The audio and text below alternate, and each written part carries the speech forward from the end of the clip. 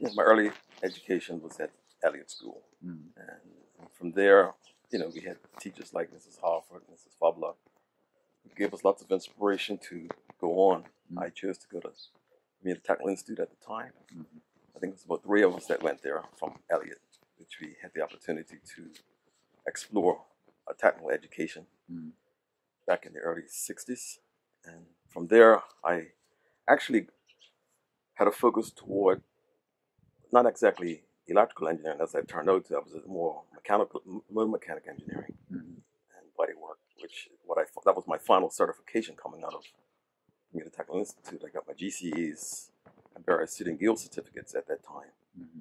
And during our years at Tech, Mr. Clifford Maxwell, who was our math teacher, made us realize the importance of maths.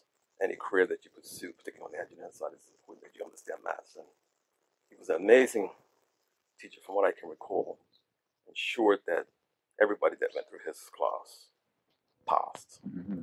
However he did it, he got tremendous success Mm-hmm. through GCEs, O levels, A levels, people that did that. I can recall during probably our 3rd or 4th year at Tech that Maxwell sat us down to make sure we could visualize what we wanted to do as young men going forward. And he had a sheet. And as I shared with you earlier, the sheet I just couldn't put my hand on, but a couple of years ago, I did pull it out actually. And I was able to see what I articulated back in the 60s, Mm-hmm. what a career for myself. The vision, the dream that he instilled in us that we should try our hardest to work hard toward. Mm-hmm. Which at the end of the 5 years at TAC, as a class, we had to revisit what we had articulated 2 years ago and during our training. And we were to tweak it. Maybe things changed in terms of your vision, your dream, which I think many of us did. Mm-hmm. So leaving TAC, I had the opportunity to do an apprenticeship. I think BTC at the time were looking for young men to pursue careers in telecommunications and engineering. And I was fortunate. I think I was part of the second group of apprentices that went into BTC at that time that had the opportunity to work in every phase, every aspect of BTC part. It was a 3-year apprenticeship training course that allowed us to go through every aspect from outside plant, inside plant, being an operator, a repair service clerk. So us 3 guys rotated through, as well as continuing our studies. We were doing evening classes and the like. Once we finished that aspect of our training, we had the opportunity to choose actually an area in the departments that pleased us, and there was a need. If they had a need for young men in there, and I chose to do the outside plant actually. Mm-hmm. I specialized as a cable splicer. I was cable splicing for a few years, but again, thinking of my vision, my dream, I didn't want to, thinking about what Mr. Maxwell had told us, looking forward. I decided, a colleague and I decided to go overseas after completing the apprenticeship program. We decided to go to London, England. We were both accepted in the same technical college in Southeast London Tech. And it was a 3-year undergraduate course. We got our undergraduate degrees. And I myself decided to go further. I actually went to the University of Wales at that time. I continued and did an extra year at the University of Wales in Cardiff, where I got my postgraduate degree in telecommunications, electronics, and the like. And I got married. Actually, it was around the time I had just gotten married. So my lovely wife did join me while we were in Cardiff. Wales had a wonderful experience. And I didn't want to just settle for that. And I actually applied to McGill, and I was accepted at McGill University. But due to financial constraints and I didn't want to be a professional student at that time. Many of us referred to as professional students, even though you knew that in the long term it was important for you to get as much education as you could. So I declined the acceptance at McGill at the time, and thinking further on, I could readdress it once I got some work experience, earned some money, family. We had a family, started to have a family, came back to Bermuda, and BTC, offered me various positions. So I worked with BTC in various positions, mostly in the technical areas, from technical network planning, technical operations, and the like. And even during that period, I saw the need to continue my studies. I was doing evening class at the college, and correspondence courses were very popular at the time. So, my mother, my father, my parents, my family always kind of instilled in me the importance of having an education. You'd be better off in the long run if you just take the time in the early years of your life and concentrate on getting, at least a good background. And with the encouragement of BTC, I was fortunate to get both sides of it. And I did stay at BTC to move into upper management. And I guess they saw that I had even further potential, and they allowed me to do an executive management course at MIT. It was a Sloan management course. It's a very intense 1-year program amongst other middle management executives from various industries. You're kind of immersed into that experience for a year, which I had. I had the opportunity to do, enjoyed it tremendously, took my family away. They were in school and had the experience with other families from all over the world, in Boston at the time. So that was back in the late 80s, early 90s, and we returned. I never gave up any of my employment. BTC was very kind to continue my service. I never lost any years of service. So even though I was away studying, they maintained all my longevity in terms of service with them. So coming back with my master's degree in management, they obviously recognized the importance of that qualification. Gave me an executive position. I was part of their executive team. I was actually vice president of various areas, vice president of operations, vice president of strategic planning, vice president of network operations, and regulatory affairs. I worked with the government of Bermuda in terms of the regulatory process. BTC, I think during that period, had a lawyer on staff for the first time. So I did have the opportunity to work for a legal team in BTC. A lot of the regulations was actually changing in telecommunications at that time. The government was opening up the playing field, so it was important for me to. They felt that I was probably the best to have the technical side and get the regulatory side to make sure BTC wasn't disadvantaged in any way. So that was a great experience. Right. And it started there at the Technical Institute. Yes. In a math class. Correct. With Clifford Maxwell. That is correct. You remember any aspect of those days? So you would have been about 14 to 15, somewhere in that area. Correct. Age. Yeah. That's right. That's right. Because we was 16, 17, finishing up at Tech, bike days, and just after there. Yeah, I can remember that. Yeah. Right. And so this actually the document, and I heard a story that you actually kept that document for. I used that document that I first drafted with Mr. Maxwell back in my 3rd year at Tech.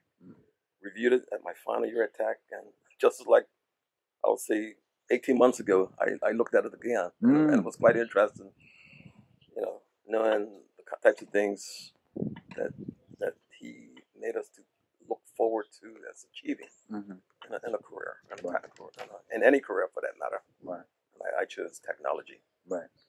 And if you were to share anything with especially younger people in Bermuda today about the power of doing that exercise of visioning, of dreaming about your future, what would you say? I think it's important that young people are able to articulate, try to visualize. It may not be as easy as it was for us in the day, even though today they have a lot more distractions to what we had. I understand that.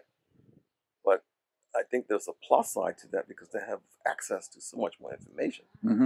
I kind of recall when I did my thesis and the like the type of research I had to do and the material that I had to look for.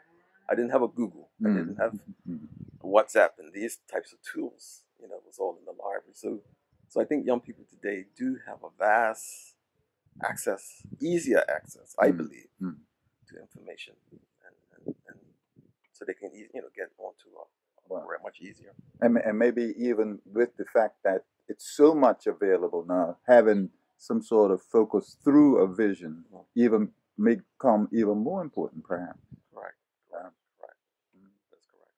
Yeah. And there's a lot written today, you know, having visions and measuring yourself against that vision, because remember, it's over time. Mm-hmm. And I think this is the thing that Maxwell asked us to do when we did this document. It wasn't just for 1 year; it was for 5 years, 10 years. Mm-hmm. So he really stretched us to think. Mm-hmm. I mean, as a young man, and I was wondering, why is he asking me? Look, And he's a math teacher. and he's a math teacher. Yeah. 10 years down the road, I'm saying, I can't even think 1 year down the road. So it became very important in retrospect. Yes. Yeah. Yes. Vital. Yeah. And you know, along the way, I think it's important that you check yourself. Yeah. Because you may be off course somewhat. Right. And you need to get back on course. You can always talk to people that, like yourself, who have guided many persons along the way. Right. To stay on track, stay focused. Yeah. All right. So and so now you've moved out of the telecommunication side, and you're in. Not directly. I in the last few years I've been doing some consulting. Mm-hmm. I like I said, once I came back, I actually finished BTC. Formally finished BTC in 2005. Mm-hmm. I had an opportunity to do some work in the United States. A friend of mine offered me to work for a minority company, a lady-owned company that was doing some work with the U.S. government. I thought it was an opportunity. My daughters were studying at the time. They were all abroad. So I told my wife and I, we just overseas. So we did take a bit of a leap out of Bermuda for a period, which actually I went from here to Florida, ended up in Pittsburgh. A friend of mine was running a company in Pittsburgh, and he wanted me, and he didn't want the company. So he kind of offered me an opportunity. And it was right around the time that the U.S. economy was kind of changing. And I did my work with him. He said 3 months, which ended up being a year.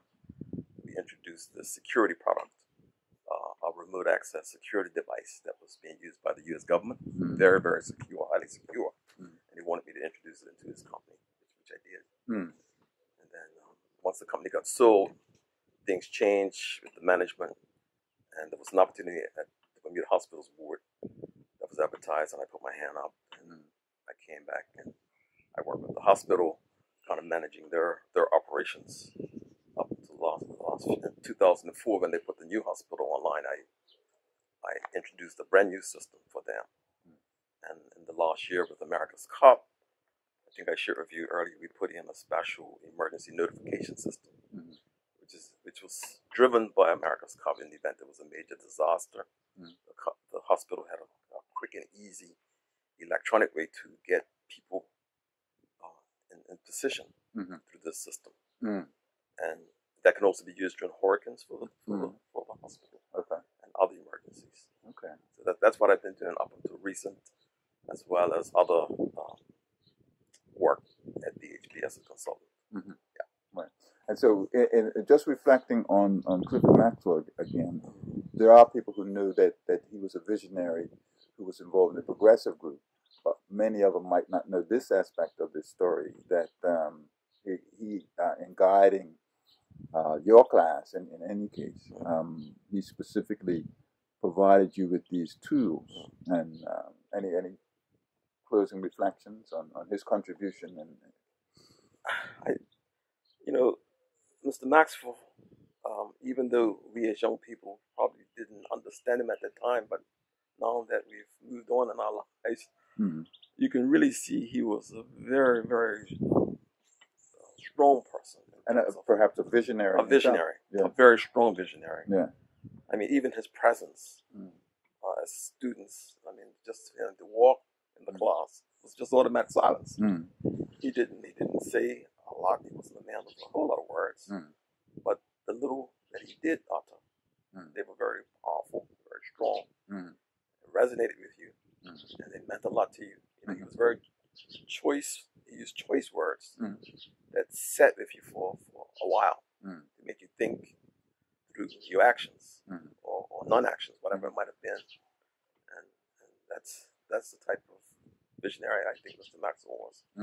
He had his own style, didn't make a lot of fanfare. He was very graceful, very respectful, but able to understand and get the job done. Mm-hmm. But Okay. yeah. Right, so thank you, Avalon. Okay. Thank you. Thank Okay. you. Bye.